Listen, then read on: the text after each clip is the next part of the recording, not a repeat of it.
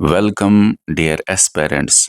जेके SSB FA का जो paper हुआ 2024 में, उसके अंदर इकोनॉमिक्स सेक्शन हम आज के इस वीडियो में डिस्कस करते हैं। वीडियो से पहले आपके स्क्रीन पे लिखा है कैसे आप हमारा कंप्लीट एफए बैच ज्वाइन कर सकते हैं, और अभी ये बैच ऑफर पे चल रहा है। अभी ये कंप्लीट कोर्स आपको 700 रुपीज के आसपास मिल जाएगा। बाद में कुछ दिन के बाद जब ऑफर खत्म होगी तो यही बैच आपको 2000 के आसपास दिखेगा। अब ये सिर्फ आपको 700 में बैच मिल रहा है, तो ऑफर खत्म होने से पहले जुड़ जाइए। जुड़ने का तरीका स्क्रीन पे आप पढ़ लीजिए कैसे है। यहाँ पे इंफॉर्मेशन है हमारे और भी बैचेस के बारे में जो हमारी एप्लीकेशन पे चल रहे हैं। इन बैचेस के अलावा भी कुछ और एग्जाम्स की तैयारी हम करा रहे हैं एप्लीकेशन पे, वो भी आप चेकआउट कर सकते हैं। अब आपके सामने है जनरल इकोनॉमिक्स का वो सिलेबस जिसके बेसिस पे ये 2024 में पेपर हुआ। तो जनरल इकोनॉमिक्स का सिलेबस आप एक बार देख लीजिए। अब हम देखते हैं इस इकोनॉमिक्स के सिलेबस के अंदर कौन कौन से क्वेश्चंस जेके एसएसबी ने 2024 के पेपर में पूछे थे। ये कंप्लीट फाइनेंस अकाउंट्स असिस्टेंट का पेपर 2024 का है, जिसके अंदर हमने ऑलरेडी कंप्यूटर सेक्शन डिस्कस किया हुआ है। अब जो बाकी सेक्शंस है वो भी हम डिस्कस करेंगे। आज ही हम जनरल नॉलेज का भी या साइंस का भी डिस्कशन हम इस यूट्यूब चैनल पे लाएंगे। हमारी इस यूट्यूब चैनल को सब्सक्राइब करने के साथ साथ बेल आइकन दबाना जरूर। जब बेल आइकन दबाएंगे तभी जाके आपको नोटिफिकेशंस आएंगी। नहीं तो बहुत सारे बच्चे बोलते रहते हैं कि सर सब्सक्राइब तो किया लेकिन नोटिफिकेशन नहीं आ रही। तो सब्सक्राइब के साथ साथ बेल आइकन दबाइए। यहां से है इकोनॉमिक्स का सेक्शन स्टार्ट, और आज के इस वीडियो में हम इकोनॉमिक्स डिस्कस करते हैं। और भी वीडियोस आएंगे। चलिए, क्वेश्चन नंबर 91 जो है यहां से इकोनॉमिक्स से स्टार्ट। बताइए इनमें से कौन सा स्टेटमेंट करेक्ट है। Micro economics is primary concerned with overall economy. ये तो गलत है, क्योंकि ओवरऑल इकोनॉमी की अगर बात करें तब मैक्रो इकोनॉमिक्स यहां पे आना चाहिए। यहां पे तो माइक्रो लिखा है, तो माइक्रो तो ओवरऑल के बारे में बात नहीं करता, तो गलत है। दूसरा, इंडिविजुअल मार्केट जो है वो मैक्रो इकोनॉमिक्स का फोकस है। ये भी गलत है, क्योंकि मैक्रो इकोनॉमिक्स ओवरऑल इकोनॉमी के बारे में बात करता है। इंडिविजुअल मार्केट्स में जो है वहां पे माइक्रो आना चाहिए। अगर यहां पे माइक्रो होता तब ये करेक्ट होता, लेकिन यहां पे ये मैक्रो लिखा है, तो ये मैक्रो जो है इंडिविजुअल मार्केट्स उसमें नहीं आते। उसके साथ साथ governments do not have any control over market prices. Market में जो प्राइसेस है गवर्नमेंट को कोई कंट्रोल उस पे नहीं है, ये भी गलत है। गवर्नमेंट को तो बहुत सारा कंट्रोल है। गवर्नमेंट प्राइस सीलिंग लगा सकता है, मतलब मैक्सिमम प्राइस किसी चीज का। गवर्नमेंट प्राइस फ्लोर लगा सकता है, फ्लोर मतलब मिनिमम प्राइस किसी चीज का, जैसे minimum support price for farmers आपने देखा होगा, एमएसपी। तो गवर्नमेंट के पास तो कंट्रोल है, ये भी गलत है। इतना ही नहीं, गवर्नमेंट फिस्कल पॉलिसी चला सकता है मार्केट में प्राइसेस को ऊपर नीचे करने में, इन्फ्लेशन और डिफ्लेशन को कंट्रोल करने में गवर्नमेंट का फिस्कल पॉलिसी यूज में आ जाता है। इतना ही नहीं, गवर्नमेंट सब्सिडी दे सकता है, सब्सिडी दे सकता है किसी सेक्शन ऑफ पीपल के लिए। सब्सिडी दी मतलब कि अब प्राइस कम होगा उस इंसान के लिए जिसको सब्सिडी मिली कोई गुड खरीदने में। तो कहने का मतलब शॉर्ट में ये है कि गवर्नमेंट का कंट्रोल होता है, तो ये गलत है। अब देखते हैं डी, तो यही सही होगा। When economist study a market price, जब इकोनॉमिक्स स्टडी करते हैं मार्केट प्राइस को, उनका मेन गोल होता है ये देखना कि प्राइस जो है वो क्या है और ये कैसे प्राइस चेंज होगा। ये सही है, क्योंकि इकोनॉमिस्ट जो है ये मार्केट में यही स्टडी करते हैं, सप्लाई डिमांड और कैसे प्राइस है और प्राइस किस तरह से चेंज होगा, किससे किन चीजों की वजह से प्राइस चेंज हो सकता है। तो ये तो सही है, ये तो सही है, हमारा करेक्ट ऑप्शन डी है। अच्छा, क्वेश्चन नंबर नेक्स्ट पे चलते हैं 92 पे। What is the meaning of mixed economy. बहुत आसान है। मिक्स्ड इकोनॉमी का मतलब होता है जहां पे आपका सोशलिज्म भी चले, कैपिटलिज्म भी चले। सोशलिज्म माने जहां पे पब्लिक सेक्टर भी चले, और कैपिटलिज्म माने मतलब प्राइवेट सेक्टर भी चले। तो दोनों के दोनों, जहां पे सोशलिज्म भी हो, कैपिटलिज्म भी हो, पब्लिक सेक्टर भी हो और प्राइवेट सेक्टर भी हो, वो है मिक्स्ड इकोनॉमी। इसका मतलब क्या? पब्लिक सेक्टर मतलब कि देखो, कोई कंपनी, कोई इंडस्ट्री गवर्नमेंट चलाएगा, पब्लिक सेक्टर गवर्नमेंट चलाएगा, सोशलिज्म गवर्नमेंट चलाएगा। पब्लिक सेक्टर मतलब गवर्नमेंट चलाएगा, कोई कंपनी जैसे रेलवे, डिफेंस, ठीक है ना, या ऑयल एंड गैस, पावर, कुछ मेन मेन चीजें वो गवर्नमेंट चलाएगा, पब्लिक सेक्टर में आएगा, तो सोशलिज्म भी आया। कैपिटलिज्म मतलब प्राइवेट सेक्टर, यहाँ पे इंडस्ट्रीज में प्राइवेट होगी, तो यहाँ पे इंडिया में बहुत होते हैं। और मिक्सड इकोनॉमी का मतलब ये होता है कि जहाँ पे पब्लिक भी हो, पब्लिक सेक्टर भी हो और प्राइवेट सेक्टर भी हो। जैसे अगर हम प्राइवेट सेक्टर की बात करें तो प्राइवेट बैंक है, प्राइवेट स्कूल है, प्राइवेट कंपनीज है, ठीक है ना। तो बस शॉर्ट में आपको समझ आ गया, बहुत आसान है, इस पे ज्यादा क्या ही टाइम खर्च करूं, बहुत डीप में ये चीजें मैंने पढ़ाई हुई आपको। Which of the following is the relation that the law of demand defines? बहुत आसान क्वेश्चन है, तो बताइए इसका सही आंसर। अच्छा, लॉ ऑफ डिमांड का मतलब क्या है? मतलब है अगर कोई गुड है, अगर कोई भी गुड है, अगर कोई भी गुड है, याद रखना, अगर देखो ना दुकान के अंदर, मान लीजिए कोई आइटम है, कोई गुड है दुकान के अंदर, देखो ना, अगर उसका वो गुड का प्राइस दुकानदार बढ़ाता है, प्राइस उसका दुकानदार बढ़ाता है, लॉ ऑफ, बताइए, लॉ ऑफ डिमांड का मतलब यह है अगर प्राइस बढ़ेगा तो क्वांटिटी डिमांडेड कम होगी। मतलब अगर प्राइस बढ़ेगा उस गुड का, तो दुकानदार ने प्राइस बढ़ाया तो लोग उसको कम खरीदेंगे, डिमांड उसकी कम होगी, क्वांटिटी डिमांडेड कम होगी, लोग कम खरीदेंगे। इसी तरह अगर गुड का, किसी ने गुड का प्राइस कम किया, अब दुकानदार ने प्राइस कम किया, तो लोग ज्यादा से ज्यादा डिमांड करेंगे, तो डिमांड मतलब क्वांटिटी डिमांडेड, क्वांटिटी डिमांडेड ज्यादा होगी। यही तो law of demand simple terms में है, सिंपल टर्म्स में है कि प्राइस और क्वांटिटी डिमांड का इनवर्स रिलेशनशिप है, मतलब इनवर्स रिलेशनशिप है, ये बढ़ेगा, ये घटेगा, ये घटेगा, ये बढ़ेगा, ठीक है। चलो, अब यहां पे क्वांटिटी एंड डिमांड कहाँ, sorry, quantity of A commodity and price के बारे में ये बताता है, तो ये आपको मैं बोल रहा था अभी तक प्राइस एंड क्वांटिटी डिमांडेड के बारे में, ठीक है ना, ठीक है ना। तो लॉ ऑफ डिमांड जो है ये इनके रिलेशनशिप के बारे में बात करता है, प्राइस के बारे में, ये देखो प्राइस के बारे में और क्वांटिटी के बारे में, क्वांटिटी डिमांडेड के बारे में। चलो, व्हाट इज जीडीपी? बताइए, ग्रॉस डोमेस्टिक प्रोडक्ट क्या है? Total value of goods and services नहीं, क्योंकि फाइनल गुड्स एंड सर्विसेज यहां पे होना चाहिए, फिनिश्ड गुड्स एंड सर्विसेज होना चाहिए, तब हम मानते। और यहां पे टाइम भी नहीं दिया है, क्योंकि जीडीपी के अंदर आपको क्या याद रखना है, देखिए ये कंट्री है, बाउंड्री है, बाउंड्री के अंदर कितना फाइनल गुड्स एंड सर्विसेज का पैसे का value, monetary value final goods and services का है विद इन जोग्राफिकल बाउंड्री या विद इन कंट्री, और किसी टाइम में, किसी फिक्स्ड टाइम भी दिया होता है, कोई टाइम भी दिया होता है, तो वो जीडीपी होता है। तो ये चीजें वैसे डिटेल में मैंने पढ़ाई है, अगर कोई नया बच्चा है तो प्लीज आप थोड़ा वेट करो, आपके बैच में भी सब कुछ आ जाएगा।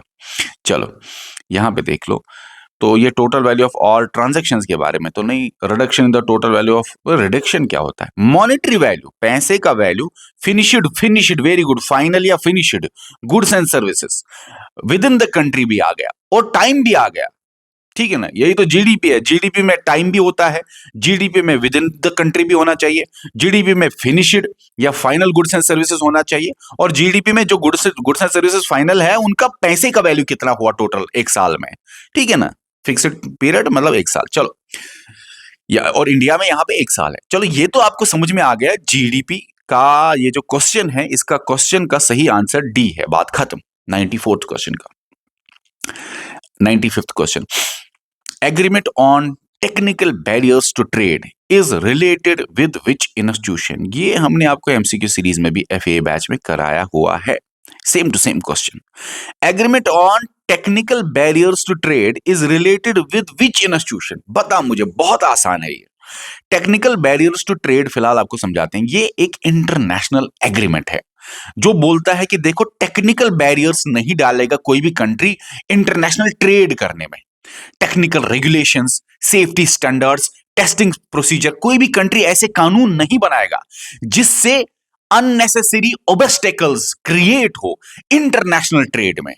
तो टेक्निकल बैरियर, कोई भी कंट्री ऐसा कानून नहीं बनाएगा जिससे टेक्निकल बैरियर्स हो इंटरनेशनल ट्रेड में। खासकर ये इंटरनेशनल एग्रीमेंट है, ये टीबीटी इंटरनेशनल एग्रीमेंट है, और ये वर्ल्ड ट्रेड ऑर्गेनाइजेशन का एग्रीमेंट है, जिसमें वर्ल्ड ट्रेड ऑर्गेनाइजेशन ने इस इंटरनेशनल एग्रीमेंट टीबीटी में बोला कि देखो, कोई कंट्री ऐसे कानून नहीं बनाएगा, टेक्निकल बैरियर्स नहीं रखेगा कि जिससे इंटरनेशनल लेवल पे ट्रेड प्रॉब्लम में आ जाए। ओबस्टैकल्स नहीं होने चाहिए इंटरनेशनल ट्रेड में।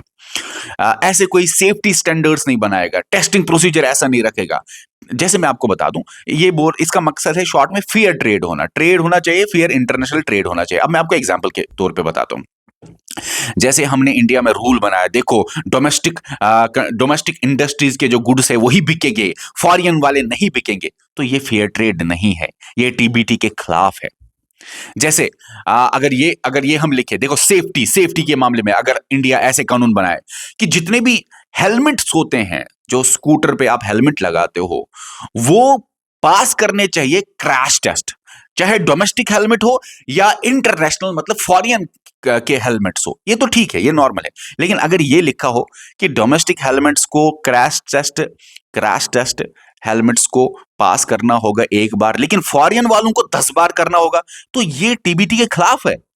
ये ऐसे रेगुलेशंस, ऐसे रूल्स, ऐसे सेफ्टी स्टैंडर्ड्स, ऐसे टेस्टिंग प्रोसीजर कंट्री को नहीं बनाने चाहिए जिससे अननेसेसरी ऑब्स्टेकल्स हो इंटरनेशनल ट्रेड में। और ये वर्ल्ड ट्रेड ऑर्गेनाइजेशन का इंटरनेशनल एग्रीमेंट है। ठीक है, समझ आ गया। तो वर्ल्ड ट्रेड ऑर्गेनाइजेशन इसका सही जवाब है। चलो, commercial paper is an unsecured money market instrument issued in the form of, बहुत आसान क्वेश्चन है ये। मैं आपको ये क्वेश्चन ऐसे समझाता हूं।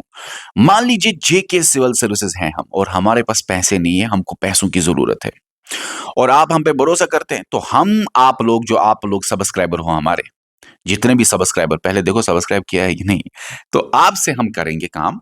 हम आपको बोलेंगे हमको पैसा नहीं है, आप हमको पैसा दे दो। फॉर एग्जाम्पल 100 रुपये आपने हमको दिया, और हम आपको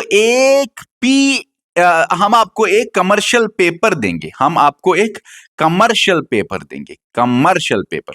पेपर देंगे। और ये कमर्शियल पेपर जो है, ये जो हम आपको कमर्शियल पेपर दे रहे हैं, इस पे हम प्रॉमिस कर रहे हैं कि हम किसी टाइम पीरियड के बाद, 4 महीने 5 महीने, वैसे ये शॉर्ट टर्म का होना चाहिए, शॉर्ट टर्म बोरिंग इंस्ट्रूमेंट है ये कमर्शियल पेपर जो है ना, ये शॉर्ट टर्म बोरिंग इंस्ट्रूमेंट है असल में, जो कंपनी इशू करती है। तो मैंने आपको क्या बोला, हमने आपको, जेके सिविल सर्विस ने बोला, देखो हम आपको सीपी देंगे, कमर्शियल पेपर देंगे, इस पे हम प्रॉमिस करते हैं, ये प्रॉमिसरी नोट है, इस पे हम प्रॉमिस करते हैं कि जब 4 महीने 5 महीने 6 महीने 1 साल के अंदर अंदर, फॉर एग्जाम्पल 4 महीने बाद जब आप आएंगे, तो हम आपको प्रॉमिस करते हैं कि 100 रुपीज के बदले 130 रुपीज देंगे। ओके, और ये अनसिक्योर्ड मनी है, मतलब कि जो आपने हमें पैसा दिया 100 रुपीज, उसके बदले हमने कोलेटरल आपको नहीं दिया। कोलेटरल का मतलब कि हमने कोई चीज बंद नहीं रखी आपके पास, आपने तो, सब्सक्राइबर ने तो हमको पैसा दिया, किस लिए, ताकि हम आपको कमर्शियल पेपर दे। कमर्शियल पेपर क्यों पे क्या लिखा है कि हम प्रॉमिस कर रहे हैं कि हम 4 महीने बाद आपको 100 रुपीज के बदले 130 देंगे, लेकिन हम कोई कोलेटरल नहीं दे रहे, कोई चीज बंद नहीं रख रहे आपके पास। ठीक है ना, इसलिए ये वही कंपनीज इशू करती है जिसपे ट्रस्ट होगा लोगों को, वही कंपनी इशू करती है जिसके ऊपर ट्रस्ट होगा। तो शॉर्ट में कमर्शियल पेपर अनसिक्योर्ड मनी है, कोलेटर नहीं दिया जाता। Okay, issued in the form of promissory note, promise तो कर रहा हूं ना, प्रॉमिसरी नोट, तो ये कमर्शियल पेपर एक तरह का प्रॉमिसरी नोट है कि किसी टाइम पीरियड के बाद आपको इतना पैसा दिया जाएगा। तो शॉर्ट में आंसर ये है, तो ज्यादा मुश्किल क्वेश्चन ये नहीं था वैसे। उसके बाद, bank rate is the rate at which RBI extended credit to, bank rate वो रेट है जिसपे आरबीआई पैसा देता है, ये आरबीआई पैसा देता है, क्रेडिट देता, लैंडिस मनी, चलो लैंडिस पैसा, तो बताओ मुझे, मतलब लोन देता है, आरबीआई लोन देता है किसको, कमर्शियल बैंक्स को। अब देखो, बैंक रेट है रेट ऑफ इंटरेस्ट, जिसपे आरबीआई कमर्शियल बैंक्स को पैसा देता है, और आरबीआई कमर्शियल बैंक्स को पैसा देता है, बोलता है कि देखो आप जब प्रिंसिपल वापस दोगे तो इंटरेस्ट रेट भी चढ़ेगा। वही इंटरेस्ट रेट का मतलब होता है बैंक रेट। तो बैंक रेट जो है ना, ये असल में इंटरेस्ट रेट है, जिस इंटरेस्ट रेट पे आरबीआई पैसा देता है कमर्शियल बैंक्स को। कमर्शियल बैंक्स आपका सही जवाब होगा। ये लॉन्ग टर्म लोन होता है। और आरबीआई बैंक्स को पैसा क्यों देता है कमर्शियल बैंक्स को? हाँ, बैंक रेट पे, मतलब ये वाले इंटरेस्ट रेट पे आपको मैं पैसा दूंगा। क्या आप मुझे इंटरेस्ट वापस चुकाओगे, सूद समेत पैसे वापस दोगे? तो ये जो सूद है, इंटरेस्ट है, इसको बैंक रेट बोलते हैं।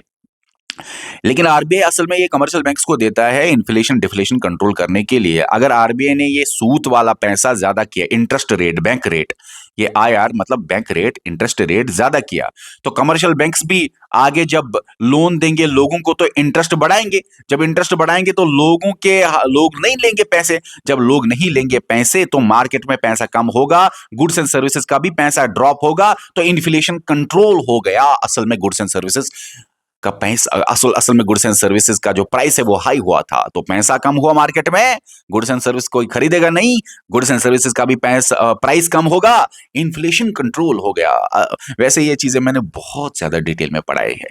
पूरा 1 घंटे का लेक्चर, मतलब 1 आवर के आसपास के लेक्चर्स इन चीजों पे मैंने दिए हैं।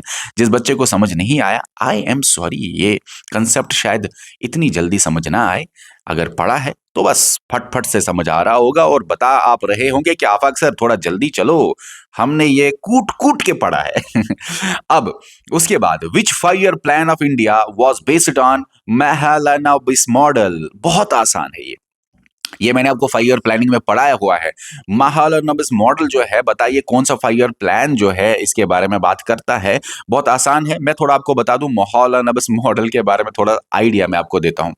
देखिए ये जो मॉडल है ना, ये असल में महालनोबिस कौन था? ये एक फेमस इंडियन इकोनॉमिस्ट था, फेमस इंडियन इकोनॉमिस्ट, और ये बात कर रहा था इंडस्ट्रियल डेवलपमेंट के बारे में।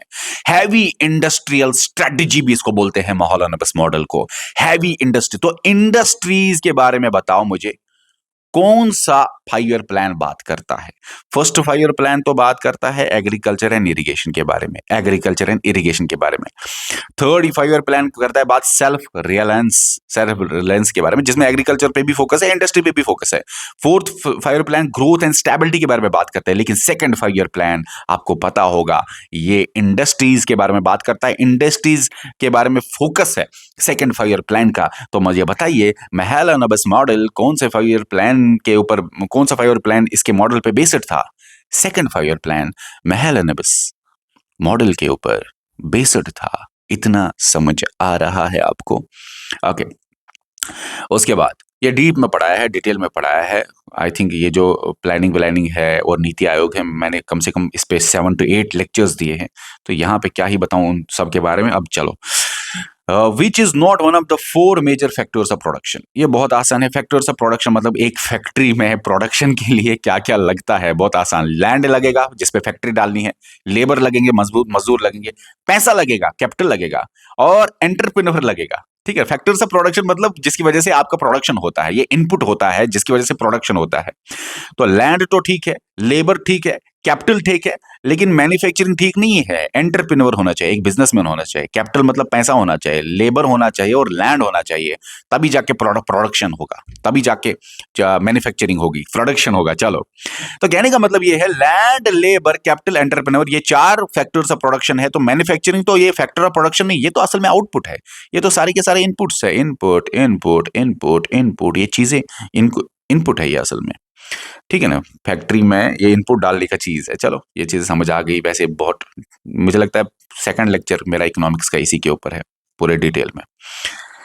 Okay, what does the Lorenz curve represent? Lorenz curve represent क्या कर, देखो लॉरेंटस कर्व एक ग्राफ है जो बताता है कैसे इनकम और पॉपुलेशन के दरमियान इनकम डिस्ट्रीब्यूटेड है। ये मान लीजिए ये आपका इनकम है, ये आपका पॉपुलेशन है, या आप कह सकते हैं हाउस होल्ड्स। चलो, पॉपुलेशन है, ये इनकम है, हाउस होल्ड्स है, ये इनकम है। अब इनके बीच में ये जो कर्व है कि पॉपुलेशन का डिस्ट्रीब्यूशन, ये एक्चुअली ये ग्राफ है शॉर्ट में, जो ये दिखाता है how income is distributed among population, कैसे इनकम डिस्ट्रीब्यूट है पॉपुलेशन में।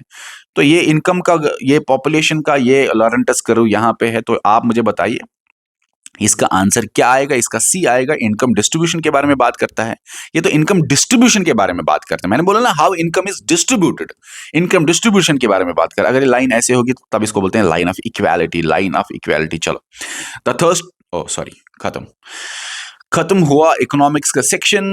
बाकी सेक्शंस भी आएंगे इसके बाद। हम आपको आज ही जनरल नॉलेज या साइंस का कंपोनेंट भी कराएंगे। फिलहाल आपको फिर से बोलना चाहता हूं, ऑफर खत्म होने से पहले जुट जाना।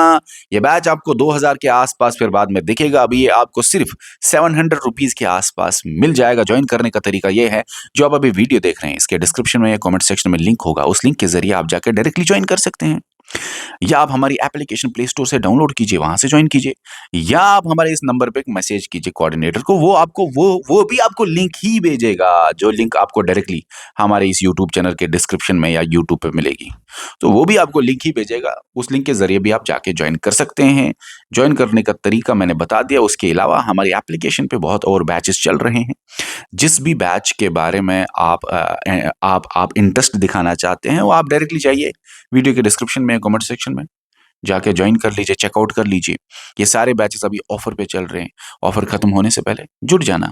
इस वीडियो में इतना ही, मिलते हैं नेक्स्ट वीडियो में, जिसमें हम एक और कंपोनेंट डिस्कस करेंगे। एक बार देख लेना कि सब्सक्राइब करने के बाद बेल आइकन दबाया है कि नहीं।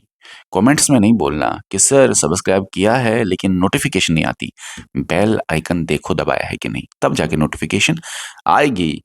Okay, bye.